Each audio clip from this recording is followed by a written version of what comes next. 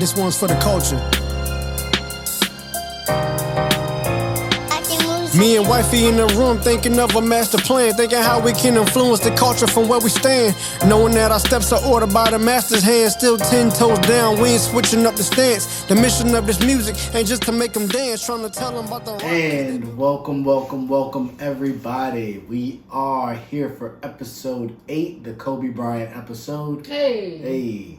I am blessed to be here. It's just such a wonderful opportunity, such a wonderful time to have made it this far. We're almost to 10. Almost to 10 episodes. Almost to 10. Counting the bonus episodes, we've actually hit 10. Yeah. But officially, we are on our way to 10 episodes, which is kind of wild when you think of at the beginning of this year, we had none. And so here we are. At the beginning of this year, this wasn't even a thing. Wasn't even an idea, really. So God has just been really good, really faithful. A lot of opportunities have come. We shared that on the last pod. Welcome to our EB Radio fam. Nice to be getting acquainted with you guys. That's really exciting. Absolutely. Just continuing to have doors open. And this door opened and we ran through it. Fast. So definitely appreciative of this opportunity. We hope you enjoy what you have to hear from us here, and we will be back on a recurring basis. So with that being said, I am the wonderful, great, highly favored, highly vacationed, world traveling, and birthday enjoying host, Mr. Ray Bond on Twitter and at Mr. Bond Chronicles on Instagram. And this is the Bond Chronicles with my host, Mrs. Bond Chronicles on Instagram, Ms. Bond on, Ms. Bond Chronicles on Twitter. As you can see, she's not on Twitter too much. I'm not, but it is there. But it does exist, and at some point it might even be utilized more than it is now. Yeah. So just kind of a little bit of a background to our new audience. We are a dope black couple. Super dope. We are a blended family. Yes. And we have 3 lovely children. Beautiful. Look at our Instagram. They're great. Definitely check out the Instagram and social media. We are not shy when it comes to sharing our adorable, our babies, lovely children. And so what we wanted to do today was kind of share with you guys our life, what it's been like, what preceded our union, our children, and just kind of how we've navigated this platform, this situation, this opportunity. So we'll go ahead and kind of get into it and kind of let you drive, so to speak, as this was definitely something that was important for you and something that you wanted us to get more into. Yeah, sure. Like Mr. Bond said, we are a blended family. I have an 8-year-old. We have an 8-year-old. But no, because I'm talking about her in the context of before you. Yeah, but you can't say you had an 8-year-old, like I had a daughter. Yes. And then this, but we have an 8-year-old. We have an 8-year-old daughter. Yes. From one of my previous relationships. And Mr. Bond stepped into my life. Well, not really stepped into my life because you've known her your whole life, but you never... Her whole life. Her whole life. Yeah. Same thing. But you weren't around in the capacity in which... Yeah, definitely not. Yeah. And then we started dating, and... We got to know each other really well, really fast. We did got to know each other really well. Not that we didn't already, because... I'm talking me. Oh, you and Courtney. Yeah, so... And then we got married. We did. And then we had the boys shortly thereafter. Yeah, and she went from not really having a father figure at all to having not only a father figure, but a dog and 2 little brothers. Yes, very much so. Very, very quickly in her little life. But before we jump into that, I want to touch on this article that was shared on one of my mom groups on Facebook. And basically, the article, this gentleman talks about all the reasons why. I think it's like the top 5 reasons as to why you shouldn't date people with kids. Is it you shouldn't date, or is it just kind of his perspective? I mean, it was his perspective, but he feels there were some issues I think are universal. Yeah. And personally, I feel most of the reasons were garbage. I mean, for what it's worth, and and I don't know this guy. If you know that you aren't capable of dating someone with kids, then that's cool. Kudos to you.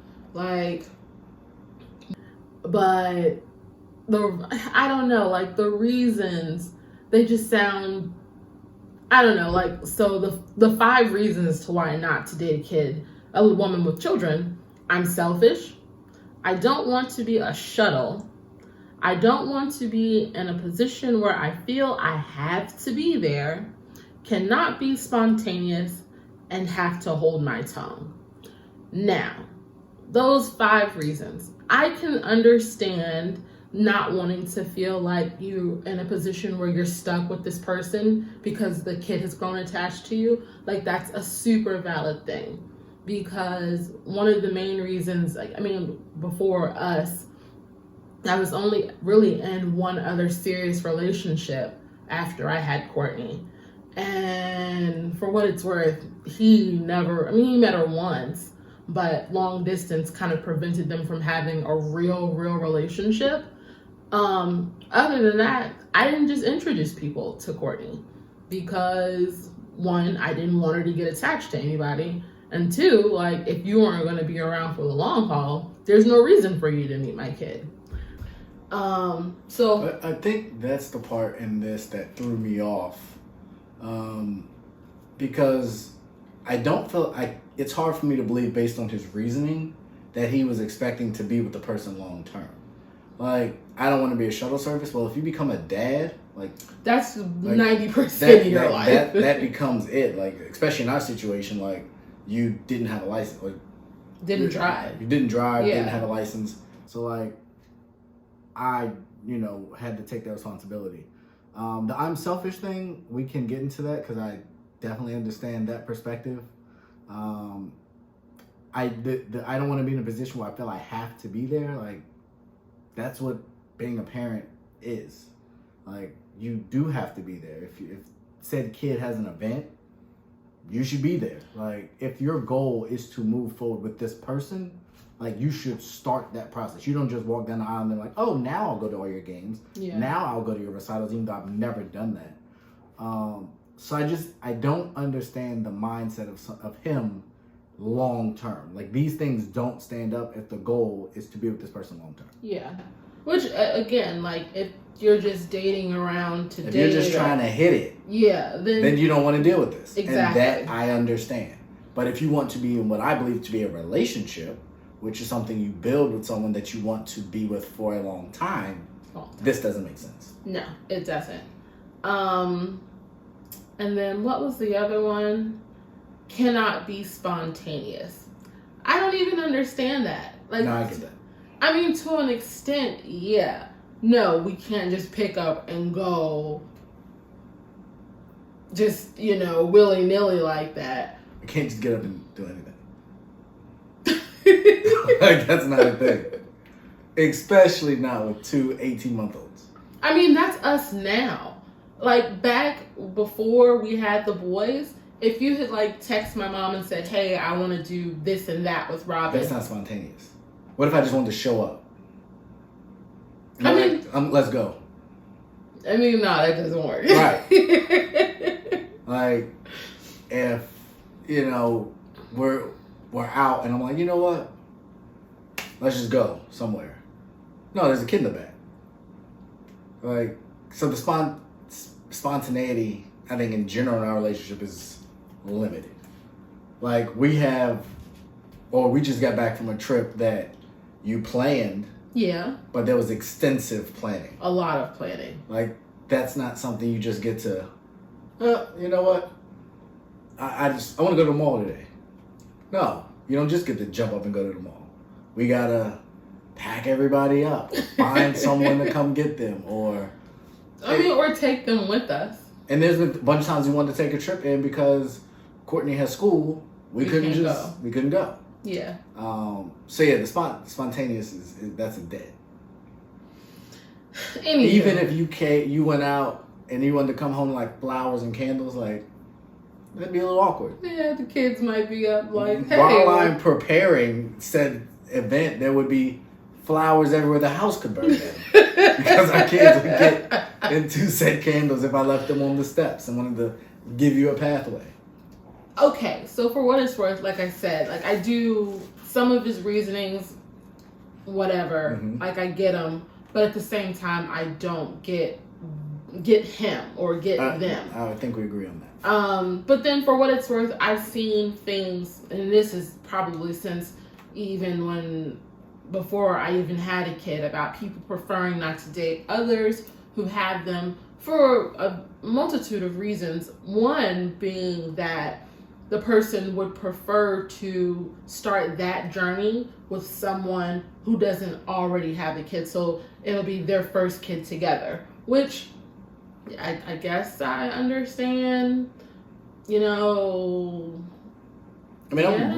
so I guess I'll elaborate a little bit from my perspective. Yeah. Because I wanted to touch on the article, but I was the guy, I didn't want to date a woman with kids.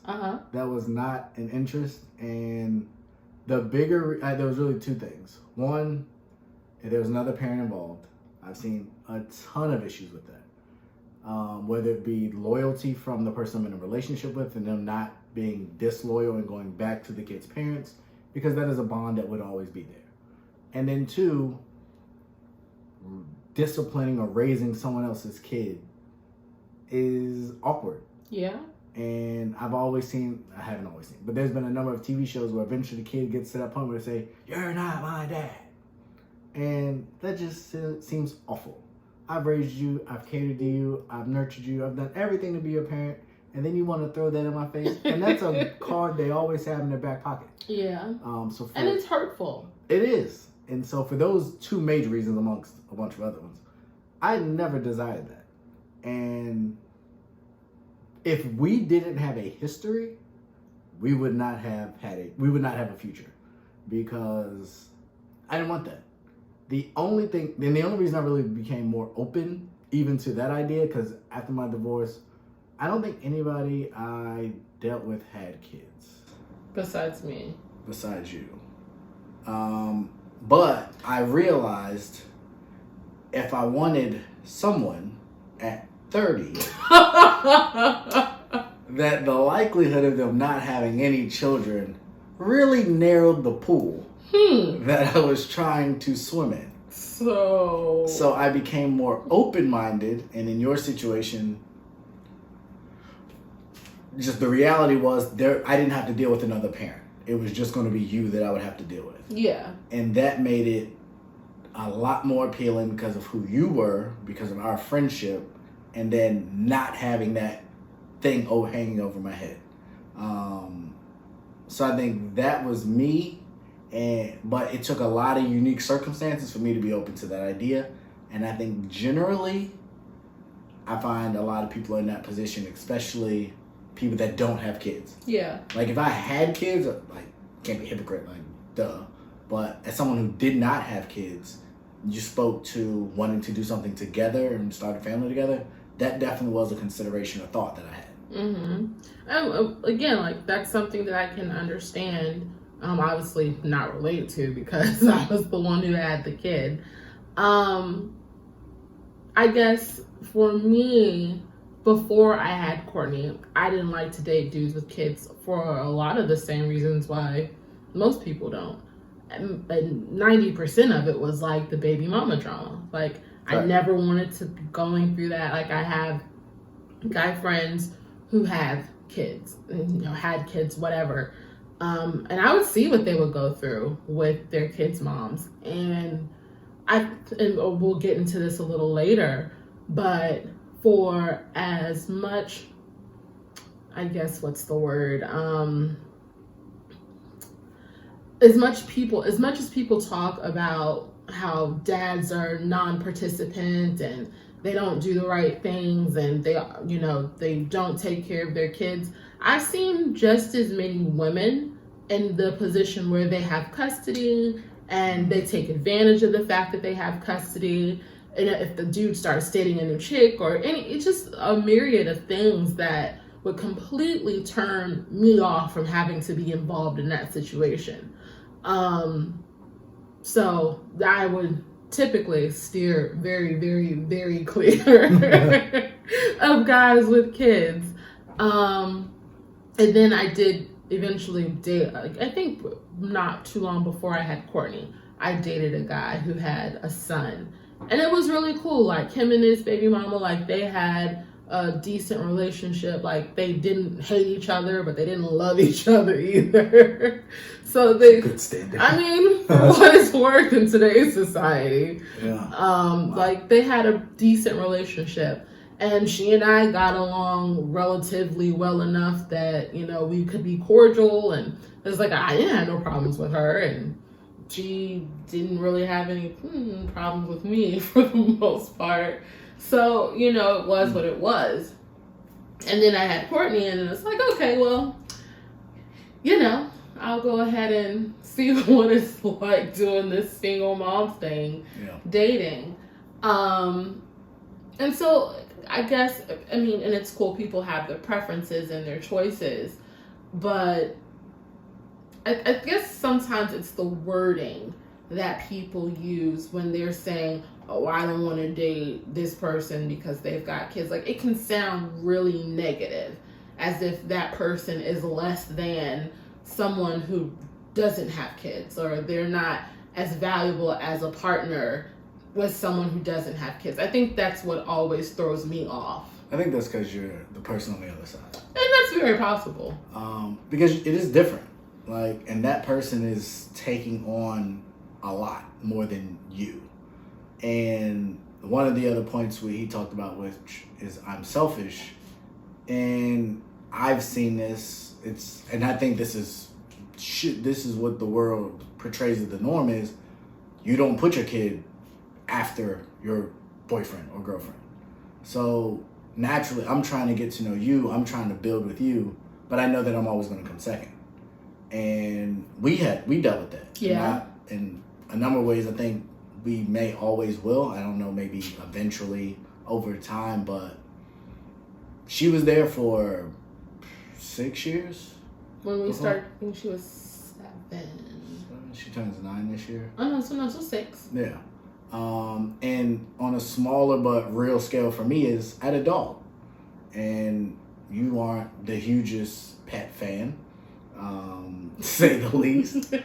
And that part of my life wasn't going to change. So there was this natural, I don't want this tension, so to speak, of we are trying to build a life, and we had to build a life very quickly because of the way everything transpired. But I also realized, and we had a number of conversations, that you've alluded to, Courtney would come first. And I think when you're dating someone, it's even harder because I can't not put my kid before you if we're just dating. Yeah. Like, that's almost, in a lot of ways, that would be irresponsible.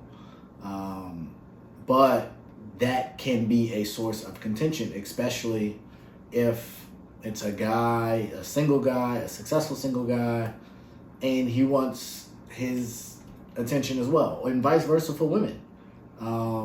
And I support all, single dads. I don't feel like that happens as much.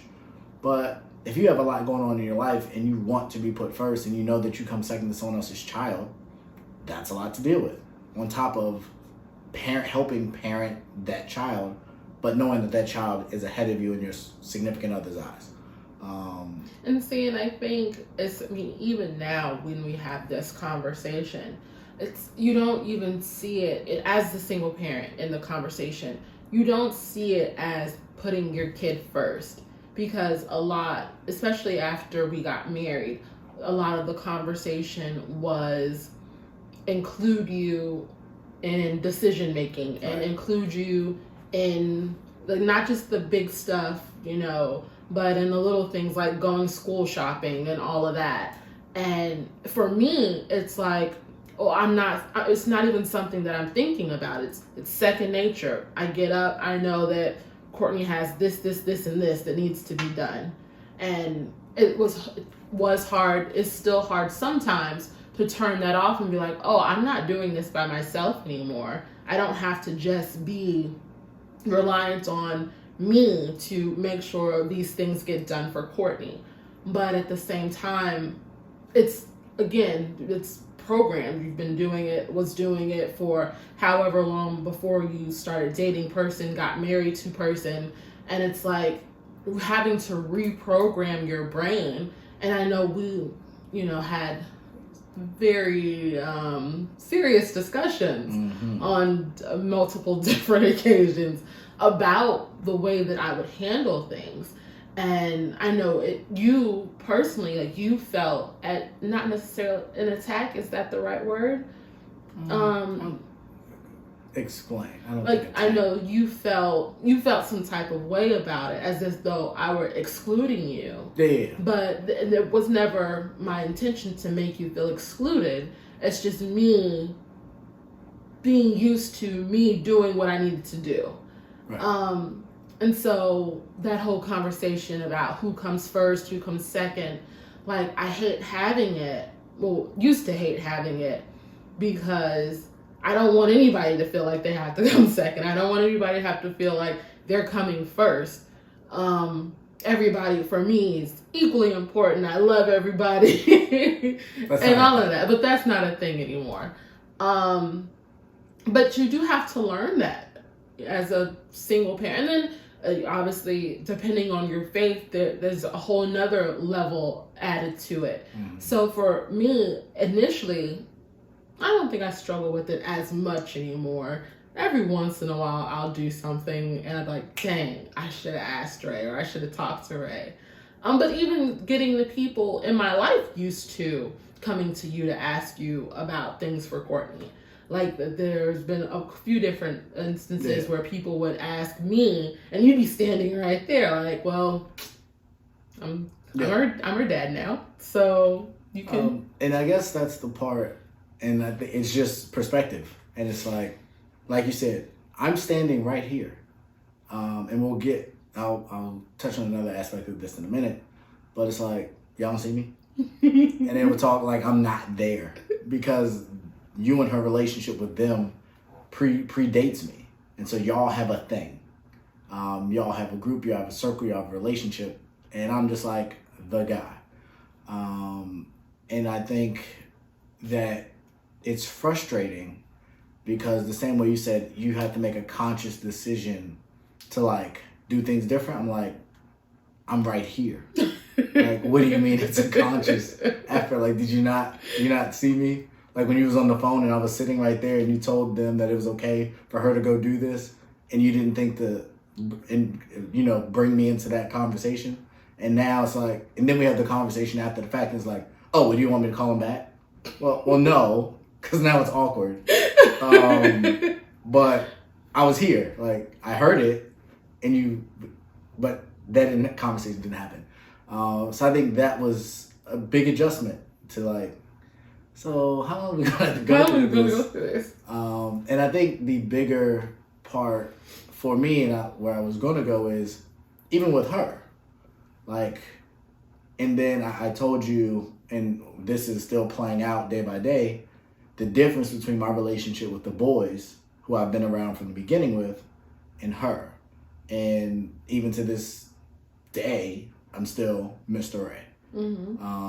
And I think you've gotten worn out at times, because she will constantly go to you for questions. I know, like, I got to a point where I was just like, every time you ask me, I'm just gonna say no. Go ask Dad. Yeah, like, there's been many, many times. Courtney and I are in the same room.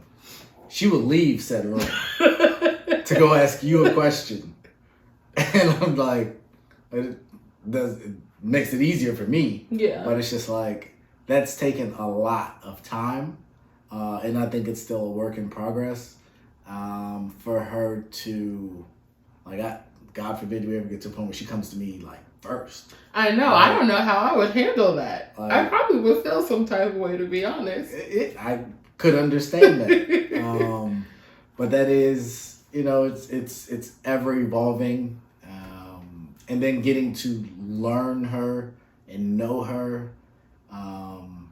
It's just for someone that, if you are planning to date someone with kids, I think there's a lot of things that are not thought through long term. And I think that is a recipe for disaster on both sides, that you have to, if you're especially the single mother with the child, like, how is that going to look? What does that look like specifically for everyone? What does it look like for the other partner? What does it look like for the child? And then being able to walk and work through that. It's just a lot. Yeah, I completely agree. Our situation was unique because Courtney's dad had passed away when she was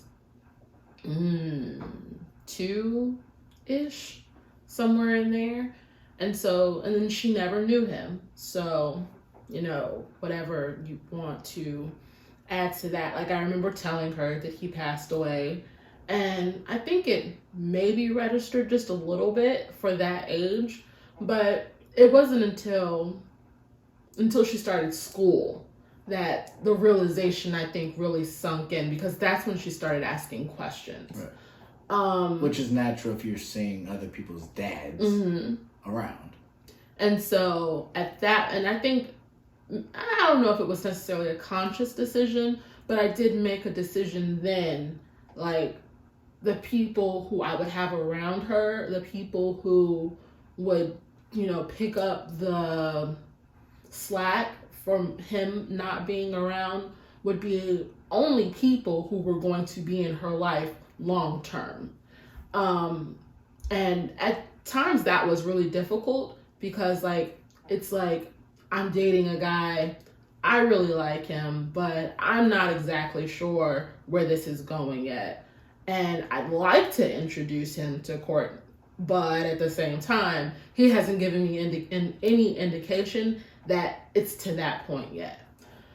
And then by the time I started dating my ex, it was like, it's long distance. And so it really had no major impact on her life. Like, she would see us on the phone. She knew who he was. Like, she would have conversations with him. But there still wasn't like an attachment, a real attachment there. And so when we broke up, for her, it was just like, oh, okay, so I'm never going to go to England now. Like, I'm not going to get to see Big Ben. And I'm just like, no, we can still go. We just won't be going to go see that and them. But then even after that, and I remember even having conversations with you, like, deciding, like, I wanted different. I wanted to do different. But a big driving factor in that was Courtney. Like, I remember, things from my childhood and just the neglect that I felt from my real dad, and then, the men that my mom later married and were father figures, even at a point when they weren't together anymore. Like, I felt that emptiness, and before I filled it with God, like, it was just there. And I didn't understand how to not make it be there. And that was something I never wanted for Courtney. So, like, I remember telling us, like, man, I don't know what's going to happen. I don't know what the new way that I'm going to do things, but something's got to give because, one, this isn't something that I want repeated in court. And I was glad that, we decided to do what we did, and now we're here where we at. Yeah. But like you said, long term, if you're not making decisions based around not just your own happiness, but what's good for your kid, and then also what's good for the person who's stepping into your kid's life, it can just be a whole big super mess. And I think that's also important because when you think in a relationship, like you and I had to get to know each other at that kind of level. Yeah. Like we had a friendship, but dating someone and being a friend with someone is two totally different things. Still learning how to do it for real. You see a whole lot more than you know existed. There are conversations, things are unearthed, things that maybe haven't been shared with really anyone else other than a really, really significant other that you didn't have to deal with. I think from my perspective, and I think something that's definitely missed a lot is how parenting beliefs. So you have your belief system on how to raise a child. Mm-hmm. And I'm just hypothetically like, it could be on whether certain music's played in the house, certain shows are watched, certain lifestyles are around the child, whether church is going to be, or religion or spirituality is going to be involved, holidays.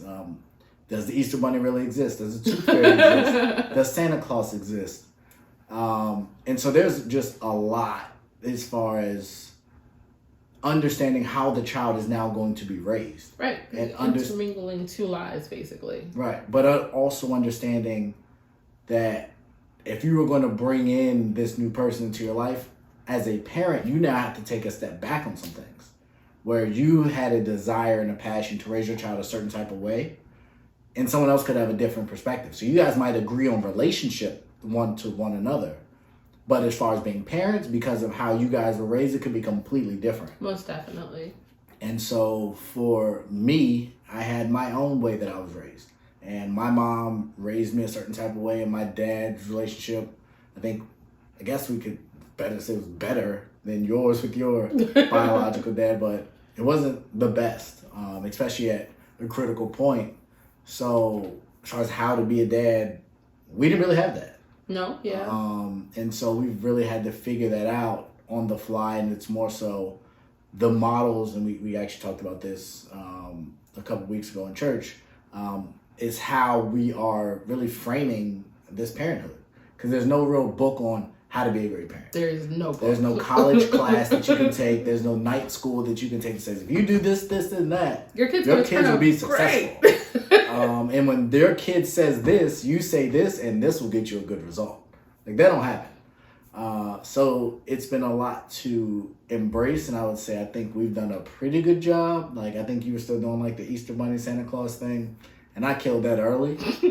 We did have an Easter egg hunt, but we did not celebrate Easter Bunny or anything like that, which was different for me, because like we had Santa in my house. We did the Easter Bunny, the Tooth Fairy, and I was cool with all of those things continuing. Yeah. And you were just like, that I remember, I think I painted Easter eggs one time. I don't remember doing an Easter egg hunt, like, ever. And if it was a long time ago. And like we said, we did it, but I wasn't super motivated. I think it turned out well. It was fun for the kids. But like I said, Santa Claus and some of the other stuff, or another big holiday is Halloween. Where I come from, in my background, we don't do that. We go to church for Halloween. Other people don't. And so it's one thing where you and I can say, we don't need to necessarily celebrate Halloween, but for a child, and explaining to them why they can't like, that's different, especially when that's a part of their life and they've been doing it for so long. And now it's like, oh, you showed up and now I no, I don't have Halloween. So now I don't get to dress up. Like, what? Right. And so I think we've worked well around it, but I'm sure it's still different. Yeah, most definitely. For what she had been used to. And so I guess even when you talk about adding in the different parental views, because like you said, like I had been doing things one way, and we had conversations about the way that you wanted to do things, especially after we found out I was pregnant with the boys. We continued to have conversations about the different ways that you wanted to do things. And for me, it was like, dang, what did I just walk myself into? Because, again, I was so used to not necessarily being the one with the power as just the best way for me to put it. And it's like, in the back of my mind, he ain't about to come in here and tell me how to raise my kid to do what, I'm still in charge over here. But realistically, in a relationship with someone who you want to have a relationship with long term, that's not how you can think on any level. And I mean, not even just about kids, but about anything. If you want to build a life with someone, their wants, needs, thoughts, opinions all have to be taken into consideration.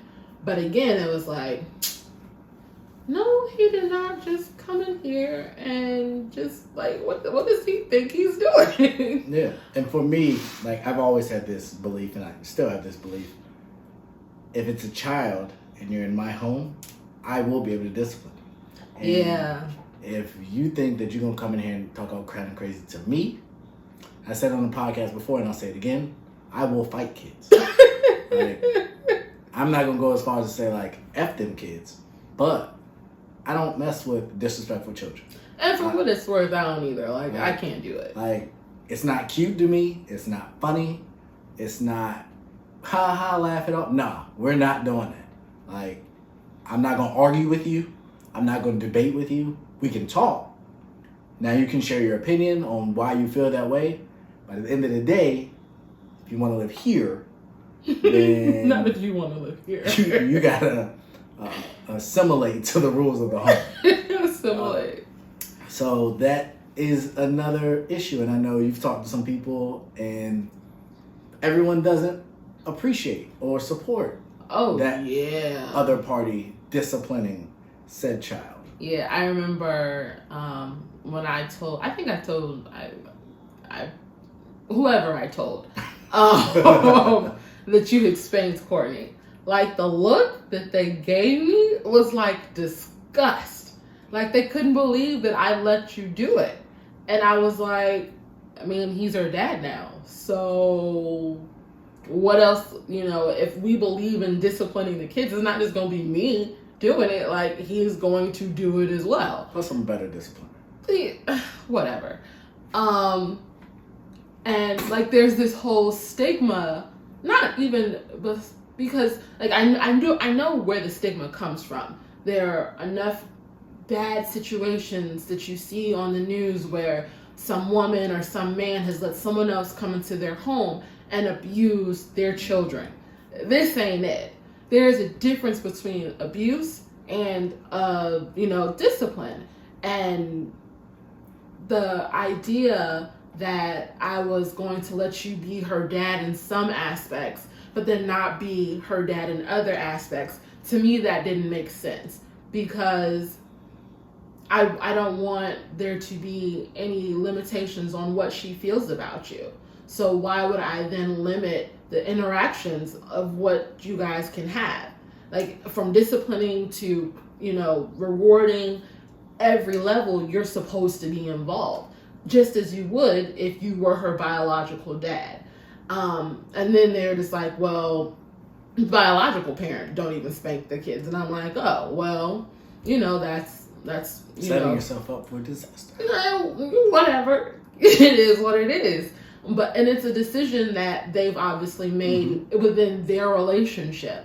And I'm not going to judge what other people do with their, significant other, whatever, and their kids, because quite frankly, it's none of my business. But it was just the way that they responded. They responded to me when I said that, yeah, Ray spanks the kids, and they're just like, I can't believe you do that. I don't even know how you're okay with it. And it's like, well, I am, because this is what it's going to be. Very true.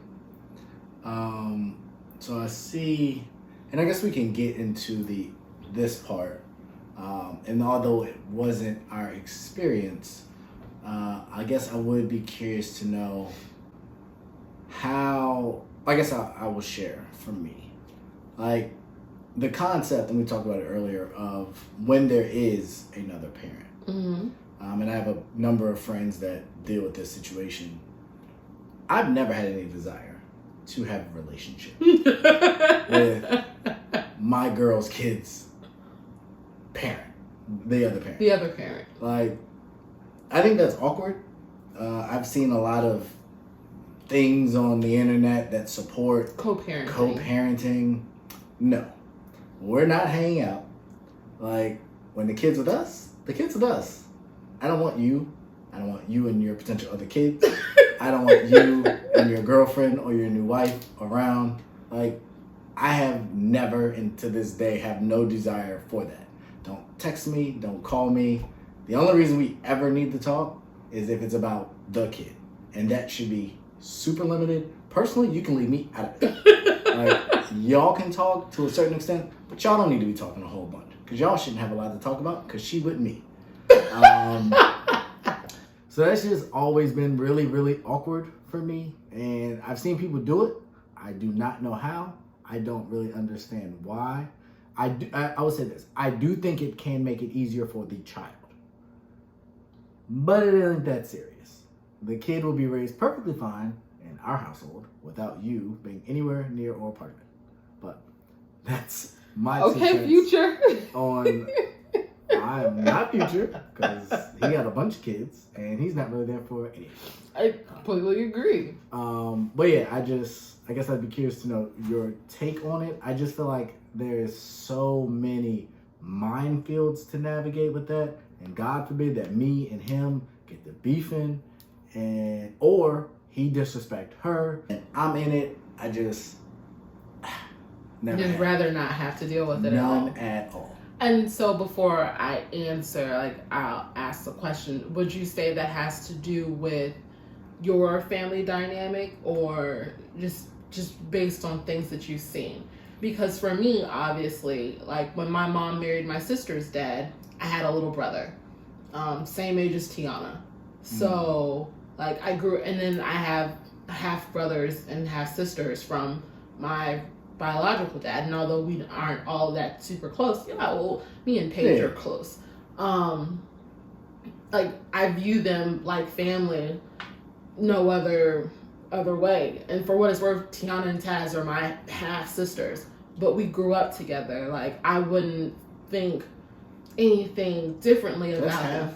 If y'all share the same parent, I thought half was like if the dude that your mom met brought them. No. So even if they're born out of the same woman, they're still a half. They're still half sister because they've got different dads, or they have different mom. However your family dynamic. So what do you call that? Is that step? Step. Ah, okay, yeah. But we, in my family, that's not how we look at it. It's you're my sister, you're my brother, like, and it is what it is. What it is.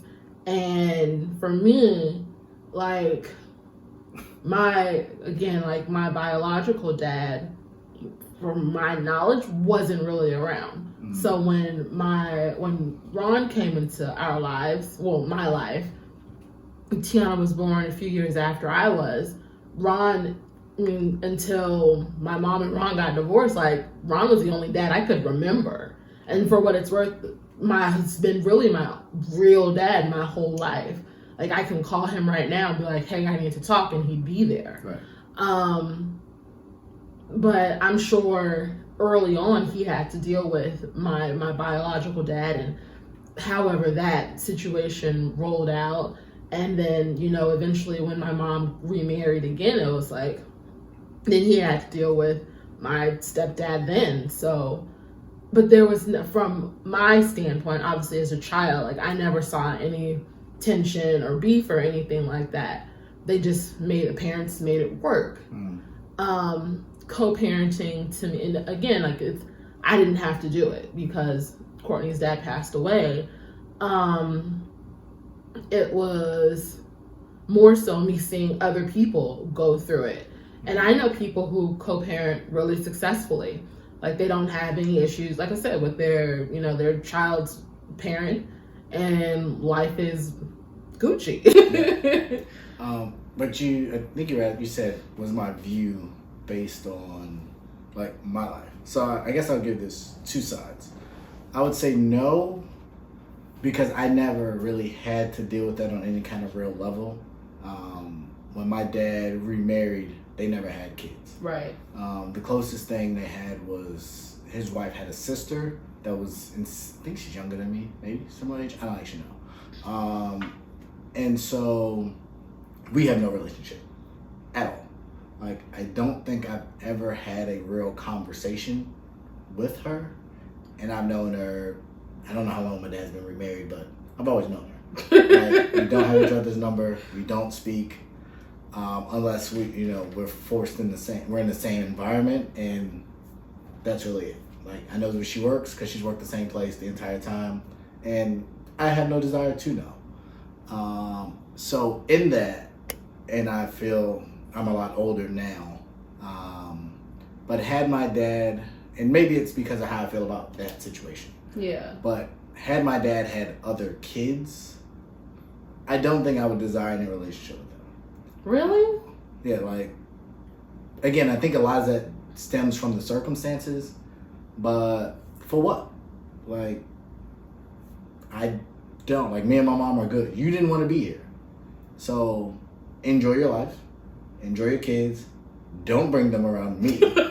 Like, I'm good.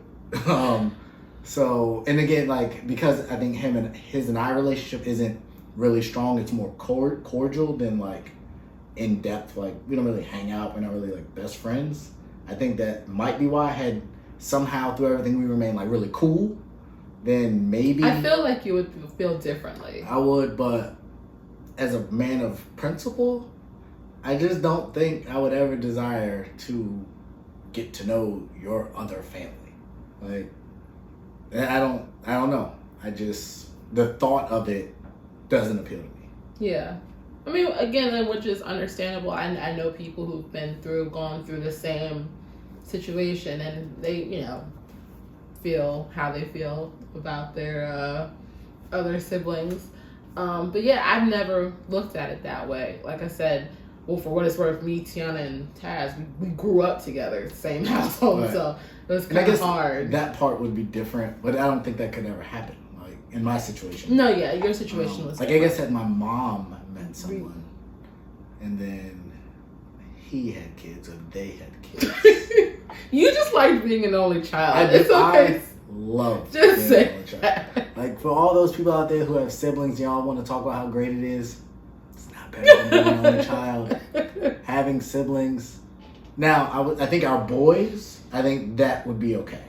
Because they're like the same age, they've grown up. I think that'll be okay. But, and God forbid, if I had to be like a younger sibling and had someone bullying me all the time when mom and dad weren't around. But that's not necessarily how it always works. Yes, it does. Everybody I've talked to, someone gets picks on the other kid. Our 2 kids are 18 months and they kind of do it now. They do. Yeah. And I'm sure it'll just continue to foster into a loving, love-hate relationship, because everybody I know with siblings, they talk about how much they love their siblings, but they have some awful stories. This is true, because I hair could tell some cutting sisters stories. Pulling up underwear, wedgies, and all kinds of just stuff that I didn't have to deal with. And I'm great. Christmas was me. Birthdays, me. Family vacation, me. No one else. That explains so much about you, though. I love it. I know you do. I love it. So co-parenting for you is a no. It's just a I think big fat like I zero. said, barring a gravely unfortunate circumstance, I would have never been with someone that had kids and the other parent was, like, active. And I've always said, like, Active. For the other parent, I would, prefer if they either be a deadbeat or dead. Like, I did not want that extra headache in my life. And I found the situation. I can't wait to see the comments on this episode. I gotta be honest about that. I found the situation that God knew what I could handle. Yeah, for what it's worth, that's probably true. Because I couldn't really imagine you just for what it's worth, Courtney's dad, like, you and him, it'd have been awful, to be 100% honest. I don't doubt that. Yeah. Anywho, yeah. The other thing that I wanted to touch on as far as this goes is, I guess, because it's not on here. Oh. I'm just trying to, because it came to me while we were talking just now. Here we go. Let's go. So, we're together. I love you. Oh, You man. love me. Oh, yeah. This is a forever thing. Yeah. But if something did happen, We've talked about it. what would be your expectation of parenting with me later? If, God forbid, and we're not speaking it into existence. It's just, No. conversation. So, what do I think I think it'd be awful. Do you really? I do. Like, I'm somebody who went through a divorce, and it cost me a lot of money, and I'm still somewhat bitter that given the circumstances of my divorce that I was the one that had to pay money, pisses me off. So, given the circumstances of us not working, I imagine it would be a similar situation where there was some level of infidelity or something crazy. And so at that point, if I was then forced to pay child support to help support children that had a happy home that was ruined by someone else, I would be super bitter, and I would do as minimal as possible that the courts required of me if we went the court route.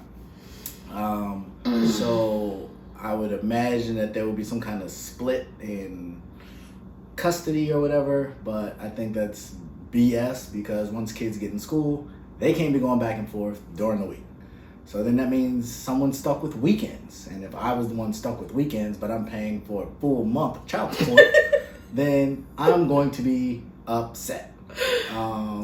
So naturally, there'd be a lot of that. And then just, since we're hypothetically going through this, in my experience with you, you haven't always picked the best men.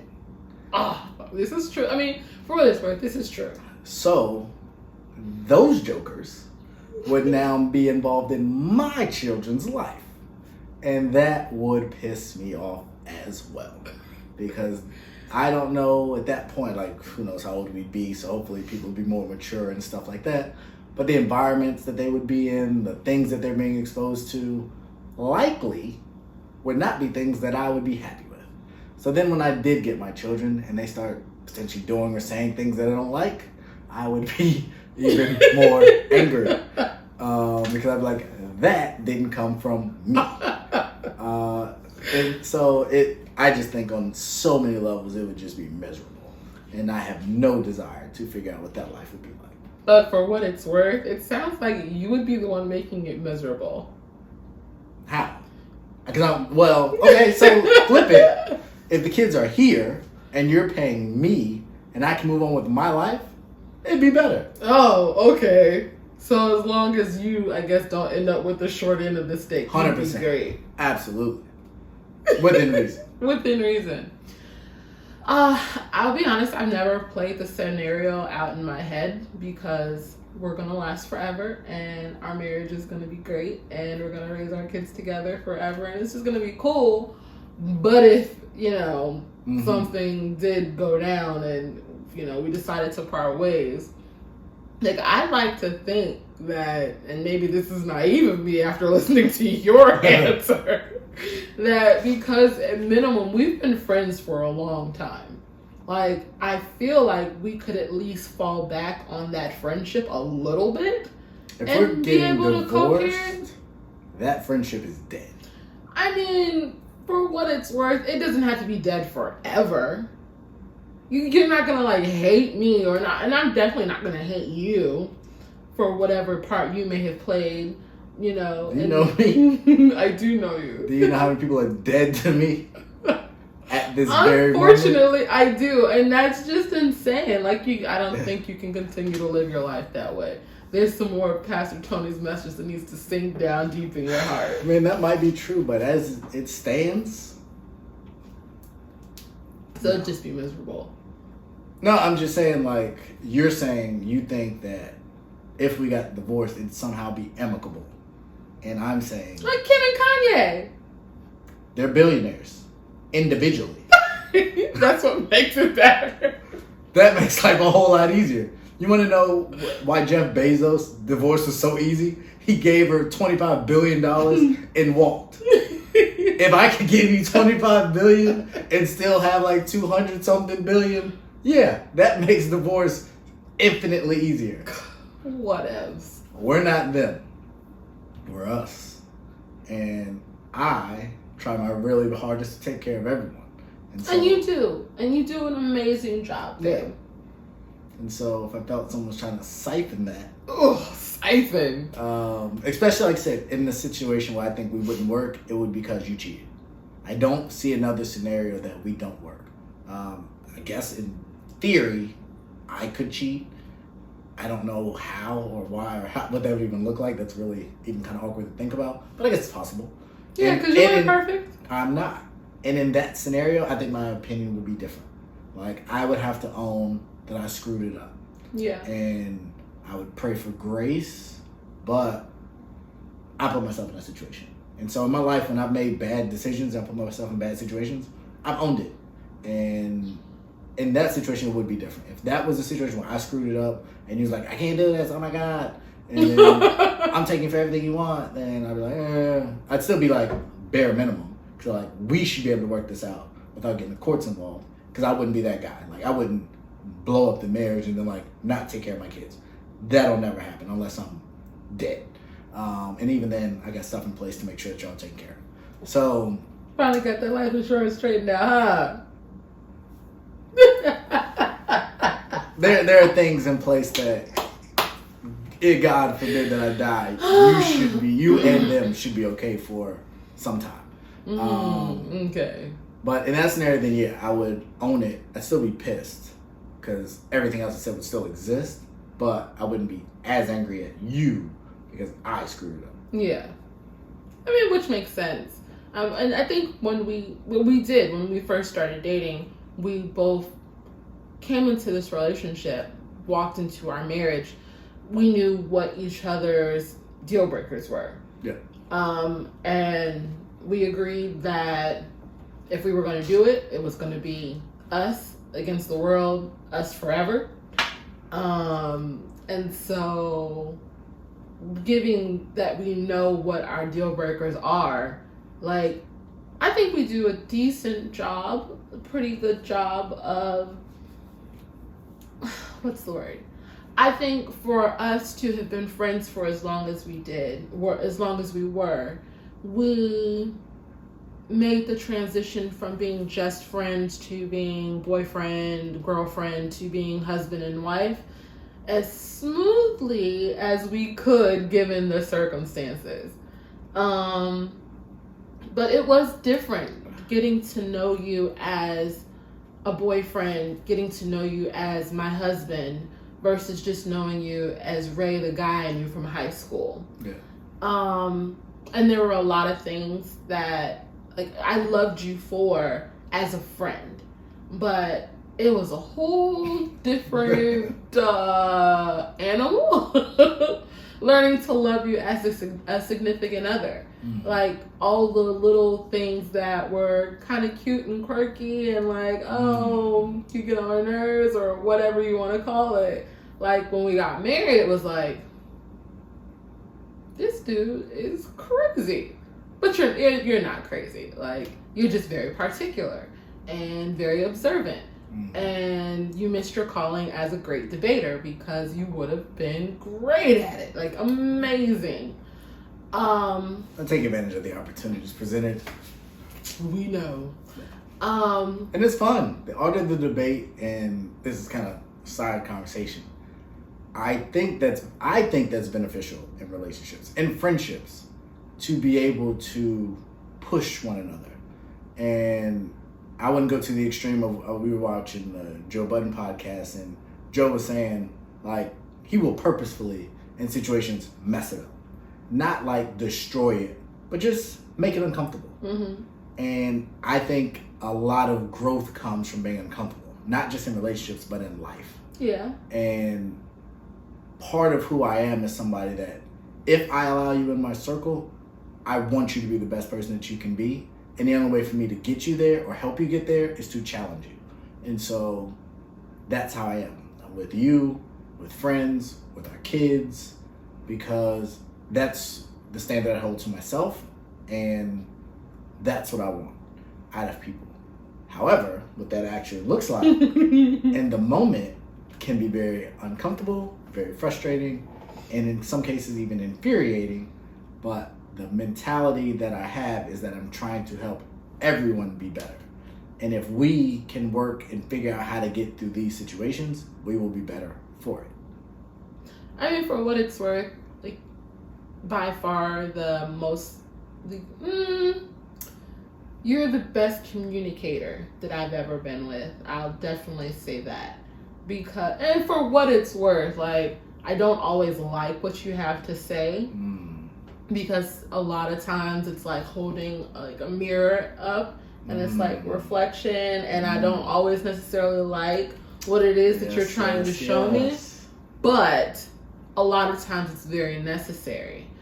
And I think as a couple trying to blend a family, that can be even more difficult, because in some conversations I know I've said that I feel like you're calling me a bad mom, or I feel like you think I'm like this awful person, when in reality, that's not what you're saying. You're saying, this is what you're doing.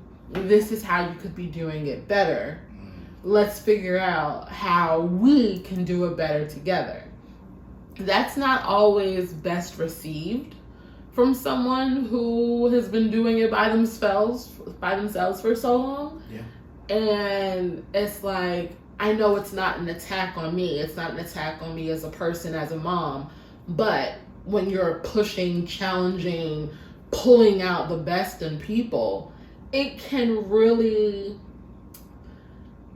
it can bruise your ego a lot. Yeah, I can see that. So, like I said, we've worked through it. Like, better ways to talk to me now. And yeah, I mean, you do, for what it's worth, you do. It's fair. And I am still learning better ways to better communicate with you. Because for what it's worth, apparently, I really suck at communicating at times. I think the times where you struggle to communicate are in emotional moments where, like you said, your pride or your ego may have been bruised. Mm-hmm. And the desire or need to just own it or humble is difficult for everyone. No one likes being wrong. No one likes feeling like they failed or came up short or are the problem. And so I'm the type of person that when there's conflict, and we've talked about this on the pod a couple times, I'm pretty black and white on either someone was right or someone was wrong. And so typically, and I've said this maybe on this pod, but just in life, a lot of the stuff I say, I don't just say. Like, it seems like you just made that crap up. But then when you challenge me, I have what I believe to be facts, irrefutable facts, to back up what I'm saying. And so then when little bullet points that just get on your nerves. Right. And so then when I go through those facts, it's hard to refute them. So then you have a choice. I have to now look in the mirror, as you said, and say, that crap he said is actually right. And so either I can agree with him, which is going to stroke his ego, and I have an ego, which people think is a detriment to stroke my ego. But it's really not. Like, I don't hold it over people that I feel like I'm intelligent. I do that or speak that way when people challenge my intelligence, or you try and play me like I'm dumb. All right, well, let me explain to you why I'm not dumb. And I'm going to give you an elaborate story as to why I'm not dumb and why maybe the dumb person in this conversation isn't me, it's you. And so words have always been a thing for me, because physical altercations, although I've been in a number of them, that's not ideal. Like, I don't believe typically that solves a lot. There are some scenarios where I think friends and family, and I've fought a couple members of my family in small situations, and friends, I've fought a number of my friends, actually. But those things I think can be kind of healthy. But typically when it's someone I don't know, I'm not trying to fight you. The issue is something over words, and you just got to figure out a better way of being you, because I know the situation. I've proven I'm right in the situation. You just have to own it. So I think our issue comes from, you've been a mom, a single mom. You've built a life for you. And I think you're pretty happy with what your life had became pre-me. So to come into this family and to feel like I am critical of you on a lot of different fronts is a lot. And I don't know, and you could kind of speak to this, how often in your life where you've had someone that was checking you, so to speak, on a regular basis, and you had to then embrace it, because it's not easy to embrace for anyone on any level. For what it's worth, the only person I ever really let check me is my mom. Like, and that's mainly because, like, my mom knows the ins and outs of everything from the rooter to the tutor. Like, she's been there. I had a friend who in some ways could, but the difficulty even within that would be how it's presented. Because I'm not one of those people who you can just talk to any kind of way, or I'm not. And then if I feel disrespected, old me, I'm gonna come back and you're gonna feel some type of way after I get off what's on my chest, you know, in response to whatever it is that you said that I made me feel disrespected. New me, I can take it more in stride. I can look at what's being said and why it's being said and take from it what I need and leave out all the other stuff. And for what it's worth, it's something I'm still learning how to do because it's not easy. I'm a very combative person. Like, I always have been. And again, when I feel like I'm being challenged, whether rightfully or wrongly, like, I'm not just going to roll over and accept that your opinion is correct or whatever it is that you're saying is correct. Because a lot of times what I would do is not necessarily all the little bullet points, but for me, there would be very significant things that in my mind, I've not necessarily tallied up against a person, but, you know, little widgets on which I could draw on, you know, that it's like, you are saying all these things about me, but what about you? And obviously that's not the best way to communicate. Right. And so I've learned to be better. But, and I mean, for what it's worth, just my mom. Like, even today, if my mom had something to say about whatever, she could say it and I receive it and do with it what I will. Yeah. And I think that aspect that you talked about, pointing the finger back, I think, and you talked about my ability to debate.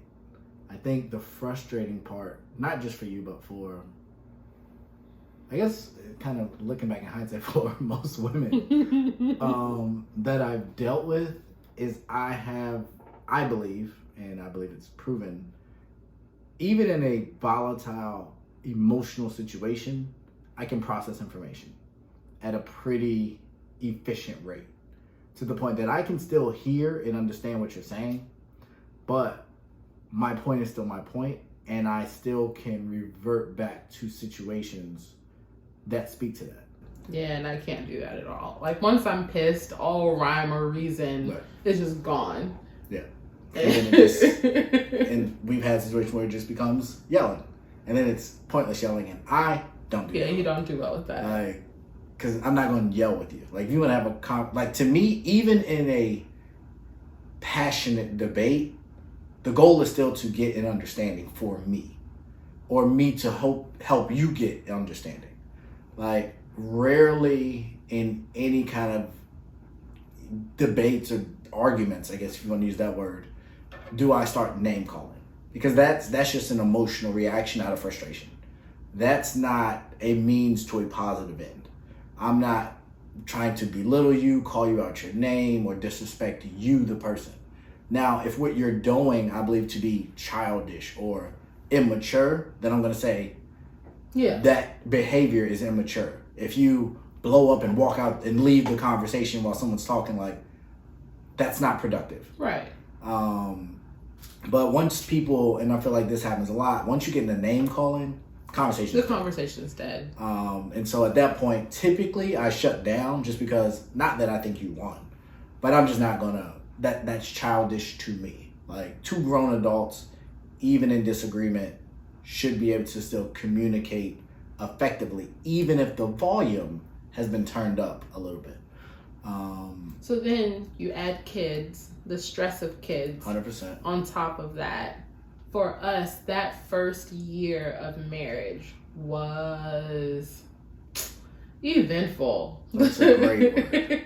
That is eventful. Because it was like we were, again, still learning how to love each other as more than just friends. But we were married, we were blending our lives, we had kids on the way, we had an 8-year-old, and we didn't see eye to eye on a lot of stuff. And I don't think I think we saw eye to eye on a lot of stuff, but there were some big things we didn't see eye to eye on. And I think that, and it was like, we got all this little stuff that we can get by with that. But then there was some real issues, and most of it, we want to talk, whether it be intimacy, money, and then like, for you not driving. And so there were some bigger issues and then the way you spent your money versus the way I spent my money, like, those issues were big issues, but that was your lifestyle. You were used to spending $300, $400, $500 getting your hair done, $80 to $120 getting your nails done. And I've never been a part of or with any woman that did that. Like, that was just mind blowing. And then spend the money you had to spend on Uber because you didn't drive. So I think there were certain scenarios that were kind of ingrained that just took time for us to work through. Yeah. But it was recurring while we had all the stress of everything else. Boys that they did okay sleeping through the night, but they weren't great. And then trying to figure out that balance. Like, I got to get up and go to work. You're not working. So I know you would like for us to alternate getting up, but I actually have to go to work. So how about you just do the night shift? And like that conversation. So we were in unity that when they hit 3 months, they get out the room. But then we also have to think about the pandemic happened. That is so true. It was like right when we started to get in a place where we were communicating better, and we were starting to manage the whole co-parenting, us doing that together. Boom, we're all locked in the house together every day, all day, for like 4 months before we were even able to really leave the house. Yeah. And I personally was miserable. Like, I'm a social person. I missed my friend. And for what it's worth, I had just been pregnant the whole year before, it seemed like. Yeah. So I didn't do anything the year before. Like, I was thinking about every concert that I missed. Didn't do the year before. We did a couple of things when we was pregnant. What did we do when I was pregnant? Well, one, we were on the honeymoon. We did some. We took some other. You weren't pregnant. We went to, where did we go with Sheena? That's when we went to Cozumel, and I was her honeymoon. There was some honeymoon. They said it another resort, so it didn't really count. It counted, but it didn't really count. I thought that was a separate trip. No. But I thought we went to a couple places. No, did we go a bunch of places? But no, we didn't. I don't feel like there's been a time in our relationship we've gone more than 3 months without traveling. Well, it was the beginning of our relationship. We didn't go anywhere. Like, from the time I moved in July of 2019 until we took that first trip in 2020. Yeah. Like, we didn't go anywhere. Because, I was super pregnant and I was tired. And I know by October. But yeah, so from July to October. Because you were still working up until June? Until July? August. Oh. So yeah. I don't know. I haven't had to look at my You checkbook. Look at your checkbook. Nah, and so it was like we were trying to figure out all these things, Right. and then kids on top of it. And again, like I'm pretty sure I've said this before, but if there is anything within yourself that you're trying to hide and not deal with and heal, don't get married, because marriage exposes it all, and then children magnify it. 100%. And it was like there were all these little things that I didn't realize that I had dealt with. And it was like, boom, little explosion here, boom, little explosion there, boom, little explosion. And it's like, oh, but he loves me, so, that's cool. Boom, explosion, boom, explosion. Kids, I'm like, well, I thought marriage was supposed to be different. I thought it was supposed to be so much more fun. And I was like, I don't feel like this is what I signed up for. There are a few times where I was having conversations with myself and I'm just like, I don't know what I'm doing.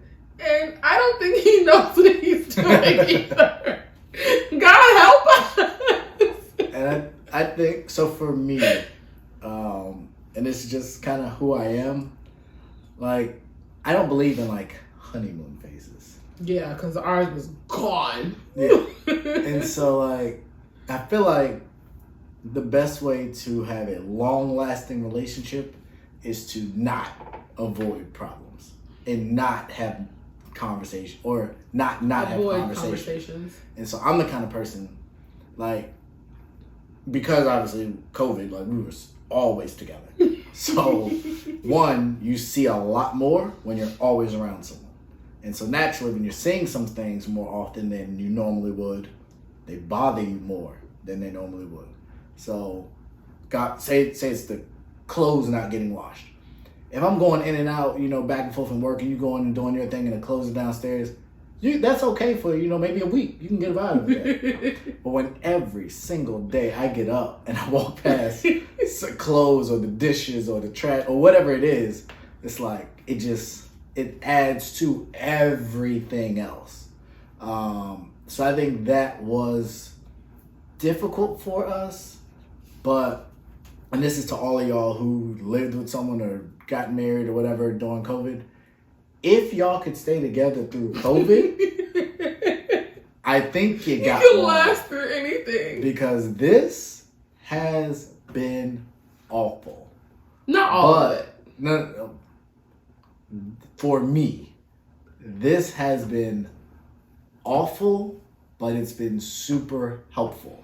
And so my point in the conversation I was having is it's expedited my belief system that you get through all the bull crap early so that you can have the future later. And so, like, I was on a call with a bunch of men and they were talking about, like, things you talk about during dating. And I'm pretty sure I did this with you because I have historically done this with most people. Like, I want to know as much about your life in, like, the first 2 to 3 weeks as I can get. And then that way I can know if this is going to be worth my time. I want to know about your credit score. I want to know how much money you have saved. I want to know what you think about investments. I want to know what you think about kids. I want to know what you think about life in general early. I'm not waiting 6 months to figure out, I don't really like kids, or I got bad credit, or I love my mom, or I love my dad, and he's always going to be the first man in my life. I'm not wasting 6 months of my life trying to figure that out. So we're going to talk a lot. And it's going to be in depth, and I'm going to ask a ton of questions. And I think the sooner you can get through that, you can figure out if you want to be with someone. And I think this has forced us that now we're in a position that obviously we still got stuff that we deal with. But I think we have a really good understanding of who each other is and what each other wants. And I think we're in a much better place for it. Oh, yeah, for sure. And for what it's worth, I said, like, I was miserable, but it was more than just you or... That's great. It was a lot of different things for me when we first got married. For real, up until maybe last summer that, like, I was dealing with, that I needed to deal with, not just for you, but for myself. Like when Rob passed away, that was really, really hard on me. And as much as I loved you, I didn't know how to talk to you about how sad I was. Like I didn't. I just didn't know how to talk to you about it. Yeah. And for what it's worth, you're not. And just sorry, I gotta clarify this. So she said that, and I started laughing. I'm not laughing at her. We went on vacation one time, and this thing happened, and so I thought about it, and so I laughed at it. But I'm not laughing at her. I know what you're laughing at. But go ahead. I didn't know how to talk to you about it. But then I think at the same time, like friendships were like imploding, and like I felt super isolated. But there were all these people around me saying, "Well, we're here for you," but I didn't feel that way. And then we were all locked in the house, so I couldn't even go out to go see any of these people, even if I wanted to. And so here I am, not knowing how to really relate to you, my feelings. I've got these two beautiful angel children, babies, who were super needy of me. And then Courtney was home from school and I had to be like a teacher. There were so many other little things. And I'm just like, Lord, you gotta do something, because this is crazy. But the more I guess one have prayed, the more I got into that, and the more I stopped trying to, and for what it's worth, I'm still totally guilty of this.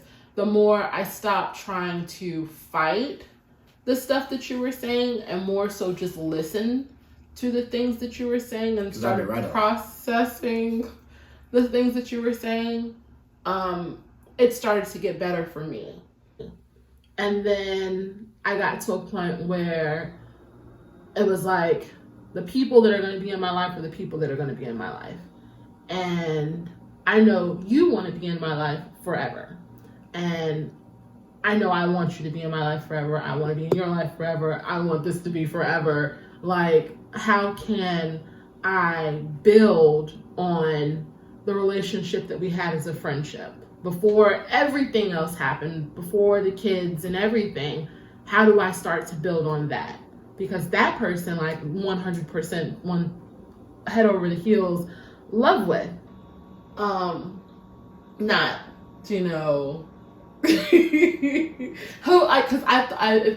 I felt that you'd become really critical at one point.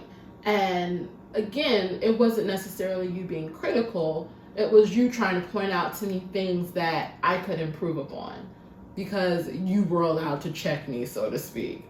Just wanted you to be great. I know, you always do, babe. And so hearing you not from a place of combativeness, but hearing you from a place of love, like that is what really started to change things for me. And then just dealing with everything outside of us and our little family, dealing with it as it comes. So then when you roll the kids into the scenario and understanding the hierarchy of this household, like it all just started to kind of click and make a lot more sense and become a lot easier. And again, not to say that we're perfect and everything's like easy breezy cover girl, but we've learned in this year, I guess, because we're coming up on our 2-year anniversary. Yes, we are. Just how to be better at a lot of stuff. Talking, communicating, parenting, intimacy. Just a lot. Not too intimate, because we don't want no more kids. Oh my gosh, don't want more kids. Oh God.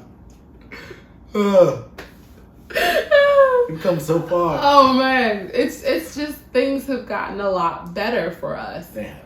And I'm super happy about that, 100%. Makes life a lot easier. It does, and it makes us better parents. It sure. makes us, we're able to co-parent a lot better because we're not necessarily, because I don't feel like we're ever at each other's throats, but there's like that added, or we don't discuss things the same way that we used to, I guess is the best way to put it. That's fair. Yeah. For those of you who, dealing with the same stuff, we'd love to hear from y'all, get y'all thoughts, get y'all opinions.